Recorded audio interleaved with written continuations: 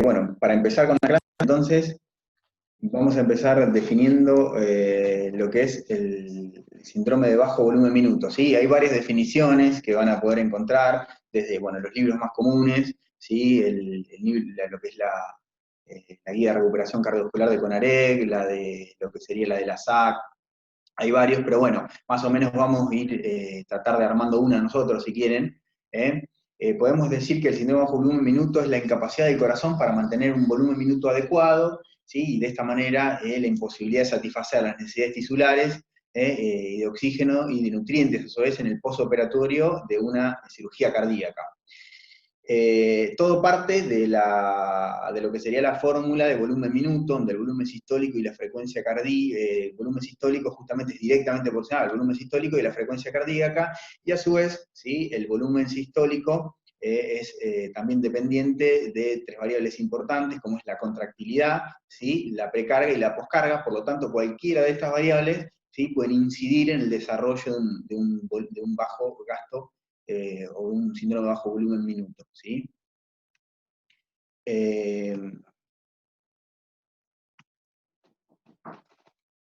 Bien, otra definición que podemos encontrar es que en realidad hay una definición más clínica, ¿sí? que usted, por un libro que hayan escuchado, que es el cuidado postoperatorio del Bojas, que la define como una frialdad de extremidades, palidez, diaforesis, hipoxemia, ¿sí? Oliguria y acidosis metabólica, en donde ellos ya lo definen desde un punto de vista más hemodinámico, en donde debiera tener un índice cardíaco menor de 2 litros minuto metro cuadrado, con presiones de llenado mayor a 20 milímetros de mercurio y resistencias sistémicas también alta, más de 1500 dinas por centímetro por segundo por centímetro a la menos 5, ¿sí?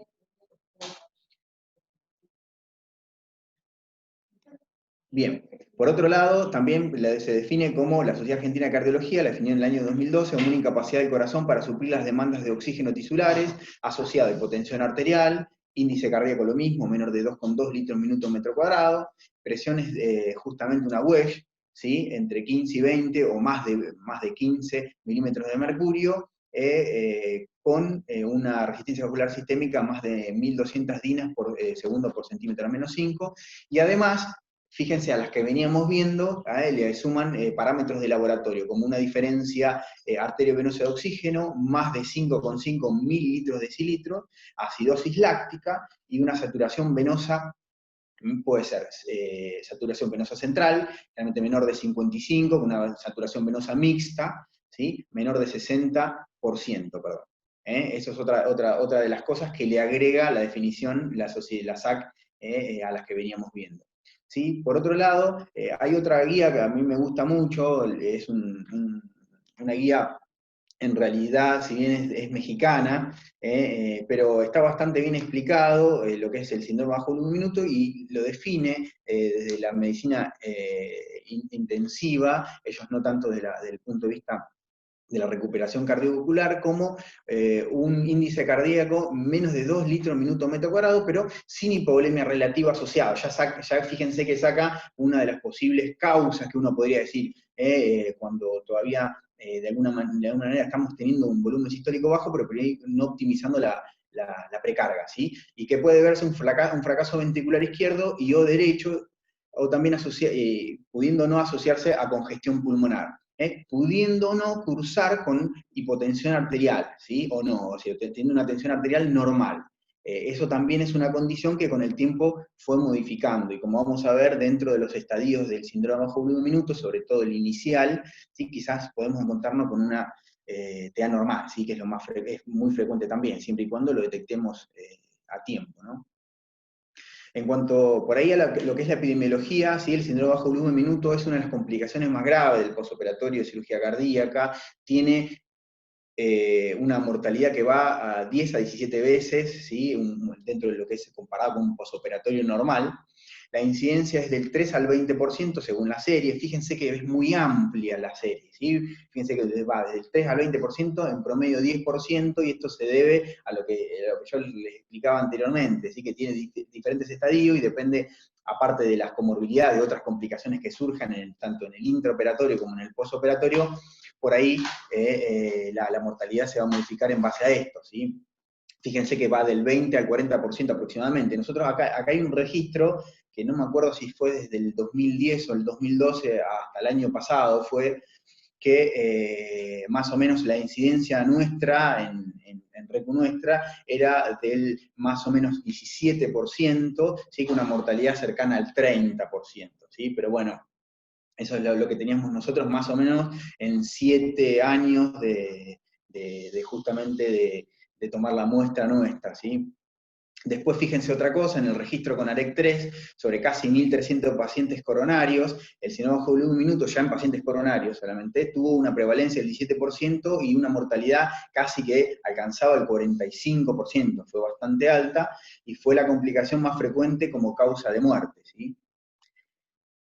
Dentro de lo que serían los factores predisponentes, ¿sí? Tenemos varios. Lo que son los antecedentes del paciente se puede vivir como ustedes quieran y le resulte más fácil, en preoperatorios, intraoperatorios o posoperatorios, o directamente también muchos, los factores predisponentes los clasifican dependiendo, por ejemplo, como antecedentes del paciente, por ejemplo, hay factores no modificables como el sexo, la edad, ¿no? Y después patologías previas como la diabetes mellitus, ¿sí? La diabetes es un gran, digamos, de alguna manera un gran factor predisponente para el desarrollo del síndrome bajo un minuto, como así también de una vasoplejía, un síndrome vasopléjico, que tenga insuficiencia renal previa, bueno, la presencia de infarto, bueno, un paciente que tenga que ser vascularizado de urgencia, por ejemplo, que tenga que realizarse una cirugía de urgencia, la exposición justamente a una insuficiencia cardíaca previa, que se opere en insuficiencia cardíaca, que se opere isquémico, bueno, hay muchos factores predisponentes, que esté anémico, bueno, etcétera, que muchas veces dependen en el preoperatorio y que son propios del paciente. Alteraciones relacionadas con la cirugía, tiene que ver el paciente que tiene bomba, el tiempo de bomba, bombas mayores de 90 minutos también es un factor predisponente. Aquellas cirugías que por ahí tienen una tiempo de bomba corta, pero que al salir de la bomba tiene que reentrar a bomba porque tuvo una arritmia ventricular o bien porque el paciente empezó con bajo gasto, o porque salió bloqueado, o por cualquier causa que lleve a ingresar de nueva bomba. Las cirugías combinadas, por ejemplo, tienen mayor riesgo de síndrome bajo un minuto, sobre todo la revascularización miocárdica con las cirugías valvulares, sobre todo con la válvula mitral, tienen alta incidencia de síndrome bajo un minuto, ¿sí? Y después lo que son las alteraciones en el posoperatorio, bueno, el intraoperatorio y posoperatorio, también el sangrado dentro de la cirugía o posterior en el posoperatorio inmediato también son factores de riesgo, ¿sí? Otros factores son que hagan insuficiencia renal aguda, bueno, también ya sea propia dependiente del síndrome bajo un minuto, pero sobre todo cuando es previa al bajo un minuto que la puede inducir.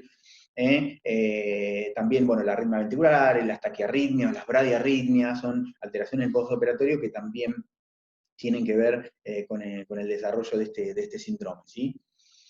Dentro de esto, volviendo a lo que sería lo que sería la fórmula que hemos visto hoy, en donde el gasto cardíaco es igual al volumen sistólico por la frecuencia cardíaca, las arritmias dentro de la frecuencia cardíaca, lo que dijimos, ¿sí? Tanto las taqui como las bradiarritmias, pueden desencadenar, ¿sí? Algunas veces puede ser un epifenómeno, por ejemplo, un FA, ¿sí? Del propio síndrome bajo un minuto, y muchas otras veces, ¿sí? Pueden inducirlo, más cuando el paciente ya viene con un miocardio por ahí bastante atontado posbomba, ¿no? En cuanto a lo que sería, la precarga, ¿sí? La precarga tiene varios factores, la hipovolemia, fíjense que este es un cuadro de lo que sería con AREC3, un registro con AREC3, en donde pone la hipovolemia, como vimos en una clasificación o en una definición previa, ¿sí? La hipovolemia es como que la sacan la que es relativa, no la debida, por ejemplo, a una hipovolemia como consecuencia de un sangrado postoperatorio, ¿sí? El taponamiento cardíaco también, ¿sí? Fíjense que es una de las causas bastante importante, siempre hay que pensarla, ¿sí? El neumotórax a tensión, puede ser una causa también, y bueno, el uso de PIP muchas veces, que generalmente cuando el paciente viene después de la cirugía no se usa mucho PIP, ¿sí? No más de 3, se sugiere, otros no más de 5, ¿sí? Porque también justamente podemos disminuir la precarga. O dentro de lo que serían las condiciones de carga, la poscarga, ¿sí? La hipotermia, ¿sí? Que hoy mucho no se suele usar, la hipotermia más inducida por nosotros, ¿sí? Por ahí antes se usaba más la hipotermia cuando había que hacer una protección cerebral, en las cirugías por ahí de vasos supraórticos, ¿sí? Y la hipertensión arterial. La hipertensión arterial sí, por ahí es una causa de un signo bajo luminoso leve, pero también hay que tenerla siempre en cuenta, ¿sí? Y a su vez buscar la causa que origina la hipertensión arterial muchas veces son secundarias en el postoperatorio inmediato, ¿sí? Y en cuanto al inotropismo, principalmente, un SIRS también induce recordemos, un síndrome bajo volumen minuto, o una vasoplejía, que muchas veces encontramos el famoso síndrome mixto, ¿sí? Pero bueno, normalmente hay uno que prevalece sobre el otro, pero también hay que siempre pensar que el paciente no tenga una respuesta inflamatoria, sobre todo en bombas prolongadas. Lo que es la isquemia reperfusión, y por ahí esto también es importante, ¿no?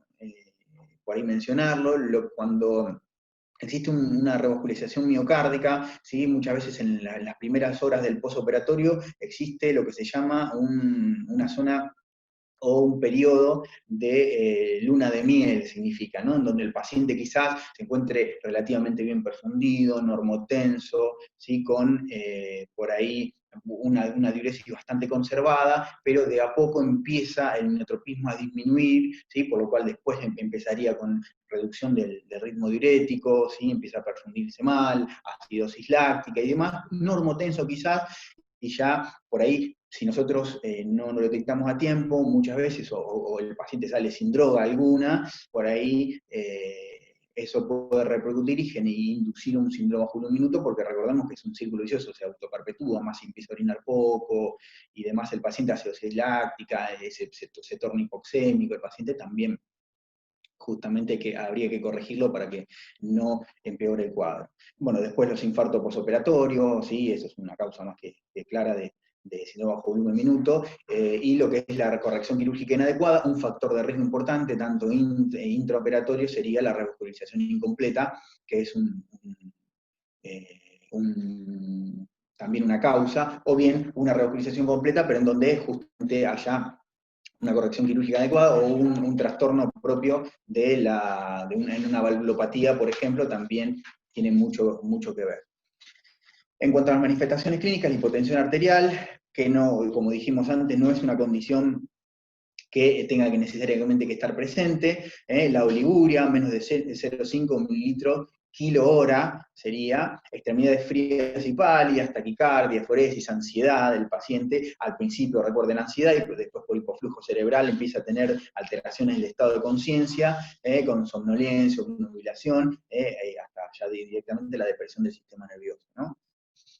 Y dentro del espectro de ese síndrome bajo volumen minuto podemos encontrar tres grados, ¿no?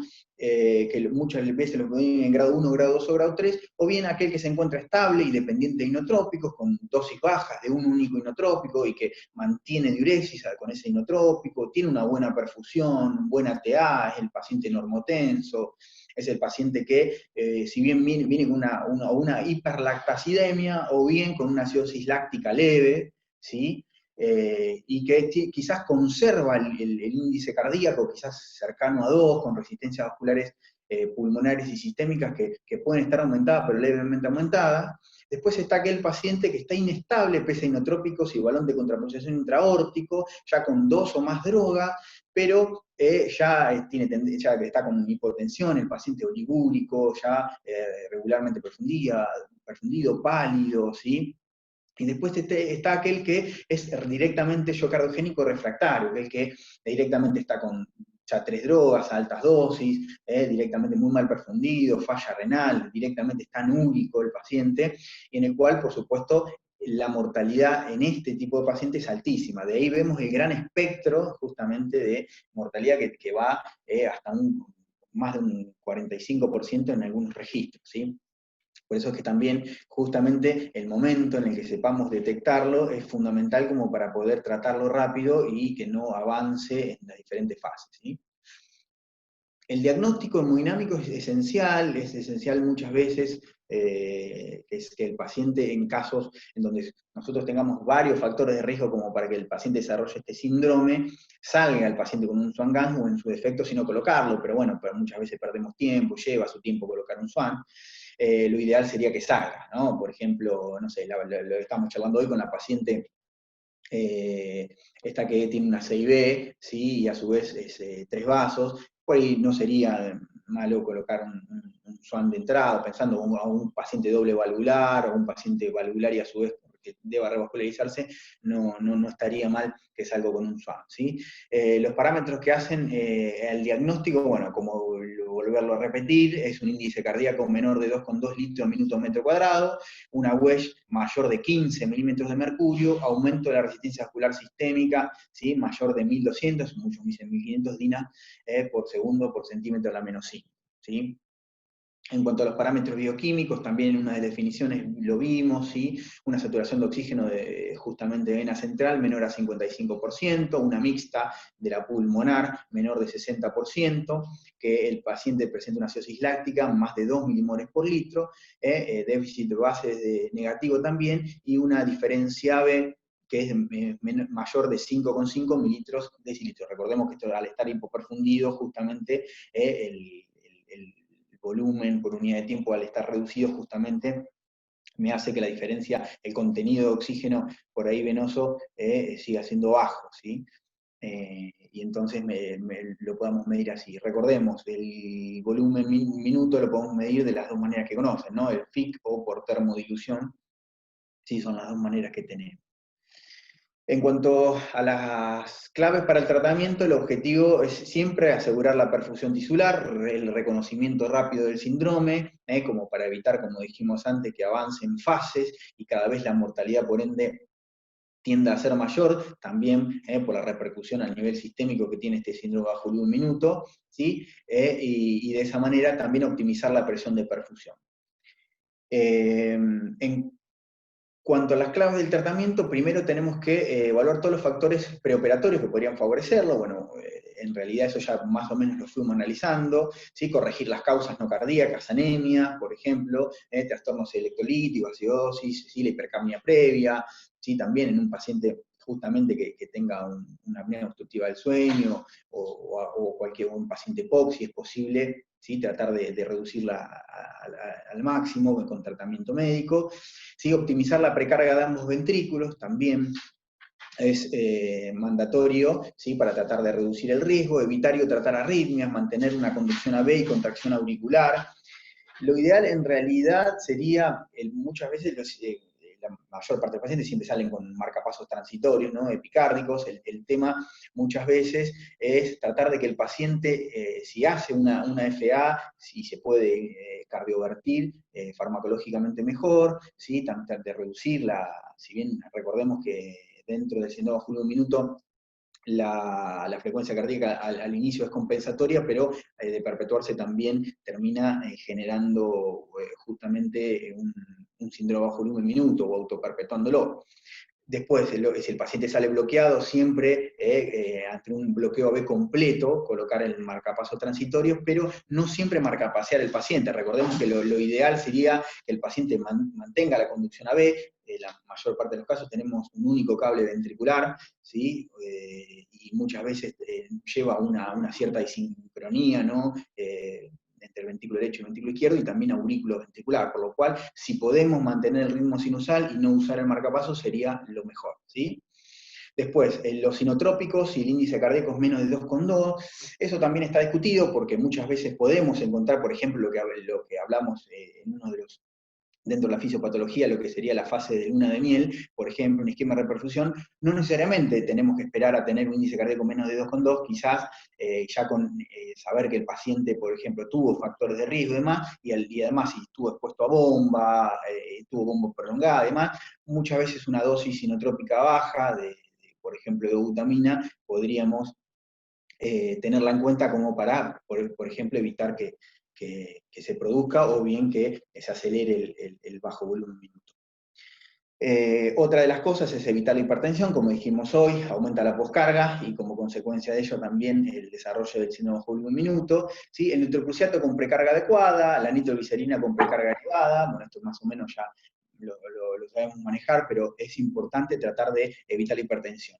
Siempre utilizar medicación cuando no encontremos causa secundaria, recordemos en el postoperatorio inmediato el dolor, ¿sí? O que el paciente se esté despertando puede originar hipertensión arterial, y no necesariamente se tenga que usar alguna droga, por ahí con otro tipo de tratamiento podemos evitar este tipo de hipertensión. Pero bueno, de autoperpetuarse o no encontrar alguna de estas causas, sí es importante usar vasodilatadores, ¿sí? Optimizar la precarga del BD, y bueno, disminuir su poscarga, el balón si no hay mejoría, o muchas veces utilizar el balón previo en pacientes, por ejemplo, que van a ser sometidos a unos CRM y que están isquémicos, es decir, que están refractarios al tratamiento, que están con Angor, o que están con insuficiencia cardíaca, sería no necesariamente, no bueno, sería bueno en realidad, y no necesariamente utilizarlo en el intraoperatorio o en el postoperatorio inmediato, sino que previamente también sería de buena práctica. ¿Sí? Tratar la isquemia, ¿sí? Con NTG, bueno, diltiacencia y vasospasmo, por ahí no tanto si ya pensamos que el paciente tiene un síndrome bajo un minuto. Y bueno, en caso de justamente que sospechemos un infarto perioperatorio y demás, siempre el paciente es importante estudiarlo. Así que para ver si podemos revascularizarlo nuevamente, ya sea la nativa, como sabemos, dentro de la arteria culpable, con angioplastia, o bien la revascularización nuevamente por cirugía, ¿sí? Lo cual, por supuesto, aumentaría el riesgo de vasoplejía o síndrome de un minuto al reoperar, ¿sí?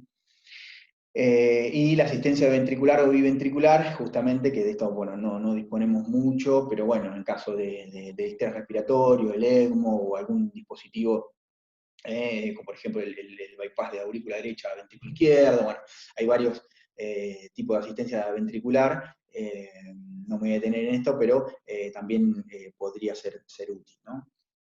En cuanto a los grupos de drogas, bueno, más o menos la mayor parte la conocemos, ¿sí? Por ahí los chicos más grandes. En realidad, aquellos que aumentan el consumo de oxígeno y son AMP cíclico intervinientes y dependientes son las catecolaminas, ¿sí? Especialmente los que tienen actividad enérgica, la dopamina, la glutamina, noradrenalina, adrenalina, isoproterenol. En realidad, ahora vamos a ver un poco qué es lo que se recomienda últimamente, pero en realidad lo que solemos más usar es la glutamina, ¿no? Y sobre todo para salir de bomba, cuando un paciente puede salir de bomba, pues la glutamina es lo que es el inotrópico más usado. Por ahí asociarlo muchas veces cuando hay cierta hipotensión y para aumentar la presión de perfusión tisular, asociarlo con una baja dosis de nora, lo ideal sería utilizar menos de 0,05 gamas kilo minuto, sería bueno también, como para ayudar a la puta. Recordemos que si bien podemos aumentar la poscarga, pero tratar de no usar no se usa, además está más contraindicado que otra cosa, y se lo pondría en este estadio final. Y el isoproterenol también sería bueno usarlo. El isoproterenol por ahí se usa hoy más en el postoperatorio, o en realidad más en el trasplante cardíaco, ¿sí? Prácticamente todos los pacientes con trasplante cardíaco salen con isoproterenol también para favorecer la conducción, ¿no? Y principalmente, recordemos que estos pacientes no suelen tener una buena respuesta, principalmente cronotrópica e inicial, ¿no?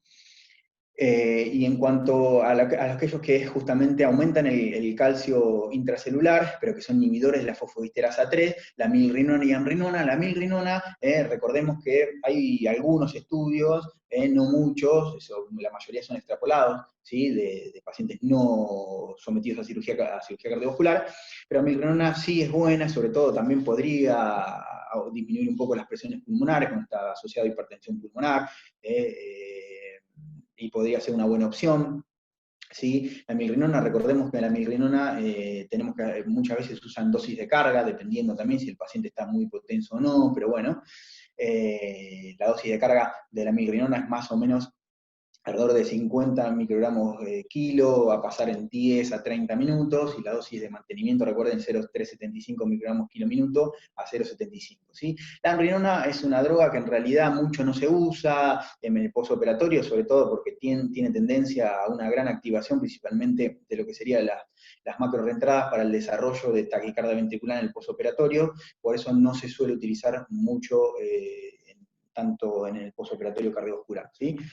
Y lo que sería las drogas que aumentan el calcio intracelular y que no aumentan el consumo de oxígeno, que son justamente sensibilizadores al calcio, como el levosimendan. El levosimendan, hay varios estudios, ¿sí?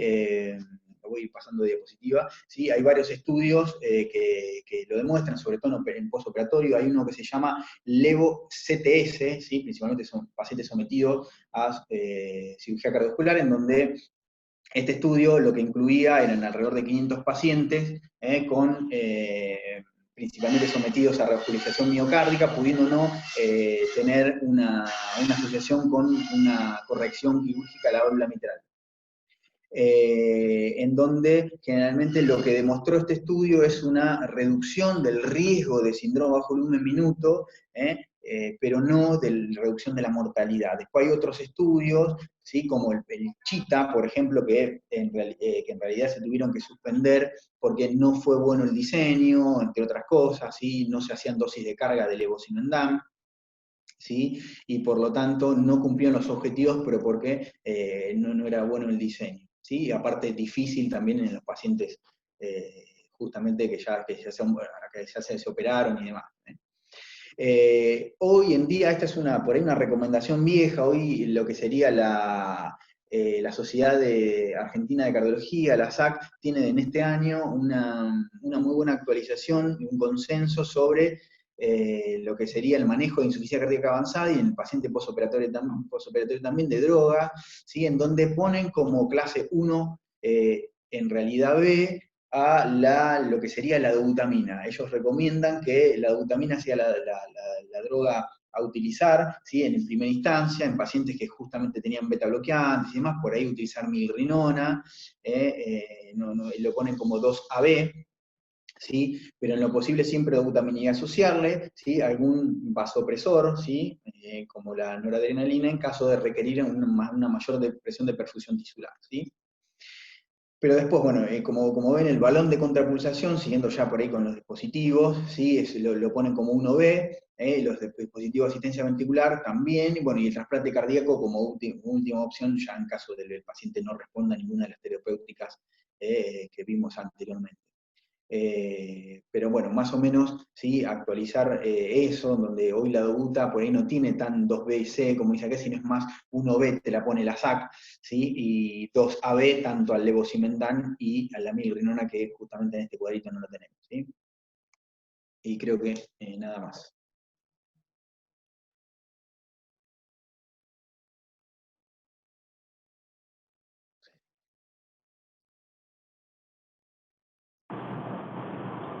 Perfecto, Uli. ¿Te escucha ahí? Escucha, bárbaro. No sé si tienen alguna pregunta, chicos, las que quieran, o algún aporte, lo que ustedes quieran. Acá me pregunta Santiago, ¿Leo? Sí, que muy buena Eurice la clase, muy linda. gracias, Leo.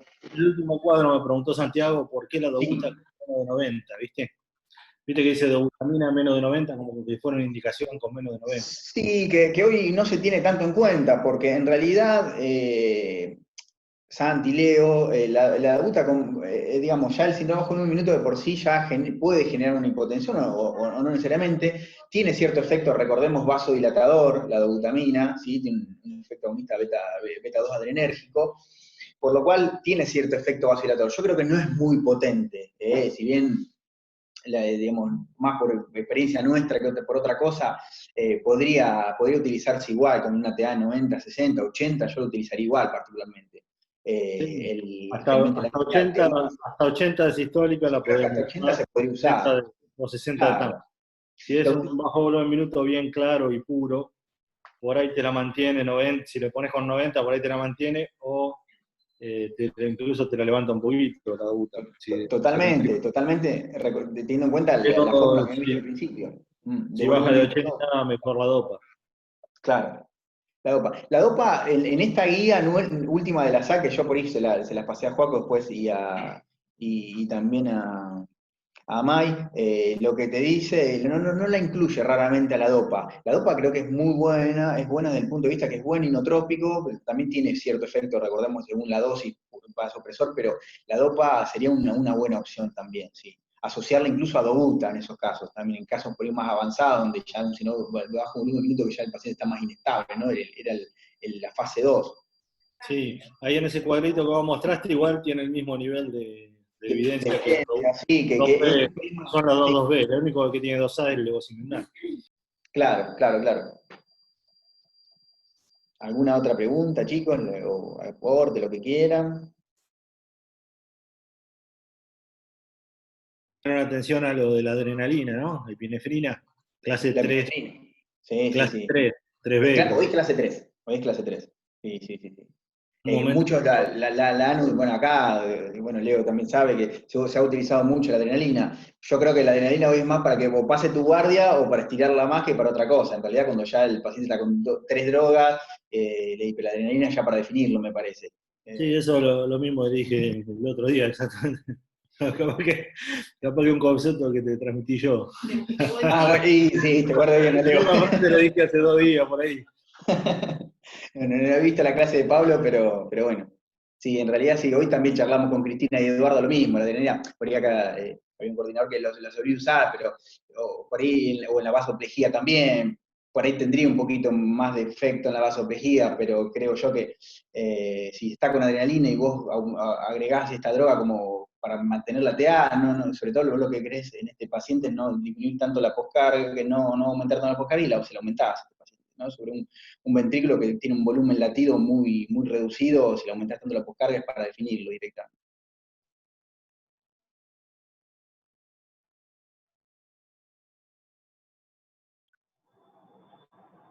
Perfecto, Uli, con clarísimo. Chicos, no sé si tienen alguna otra pregunta, los chicos más chicos entendieron todos o les quedó algo, alguna duda. No, muy buena la clase. Entendió. Sí, Uli, clarísima, la verdad, muy buena. Gracias. Bueno, gracias, chicos. Muchas gracias, Uli. Gracias, Uli. Bueno, un saludo para todos, chicos. Gracias, Uli. Un saludo.